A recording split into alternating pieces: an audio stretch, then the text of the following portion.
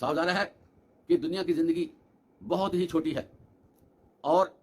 آپ صلی اللہ علیہ وسلم نے دنیا کی زندگی کی مثال دیتے ہوئے یہ کہا کہ کوئی بندہ سمندر میں اپنی انگلی ڈال لے تو باہر نکالے تو انگلی کے ساتھ کتنا پانی لگا رہے گا، کتنا پانی سامنے آئے گا؟ ایک قطرہ بھی نہیں۔ اللہ کے نبی فرماتے ہیں آخرت کے مقابلے میں دنیا کی زندگی قطرے سے بھی کم ہے، اس لیے جہاں اتنا فرق ہو تو پھر ترجیح بھی وہی دینی چاہیے جو لامحدود ہے اور جس میں ابدیت ہے۔ محترم حضرات، اللہ تعالیٰ حیٌ ہے، قیوم ہے، ہمیشہ سے زندہ ہے اور قائم رہنے والا ہے، اور اللہ تعالیٰ ہمیں بھی یہ اپرچونٹی دے رہے ہیں کہ تمہیں بھی اگر تم اچھے کام کرو گے، اگر دنیا کے ساتھ زیادہ متعلق نہ ہوگے اور دنیا کی جو خرابیاں ہیں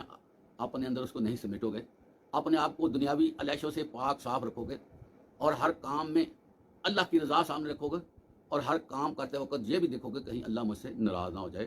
تو اللہ تعالیٰ فرماتے ہیں کہ میں تمہیں ایسی جنت سے نوازوں گا، ایسا مقام عطا فرماؤں گا، ایسی جگہ تمہیں رہنے کے لیے دی جائے گی جو ابدیت پر مشتمل ہوگی، اور وہاں پر موت تو ختم ہو جائے گی، لیکن وہاں کی زندگی ایسی ہوگی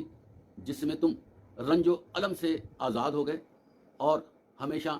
خوش ہی خوش رہنا تمہارے مقدر میں آئے گا۔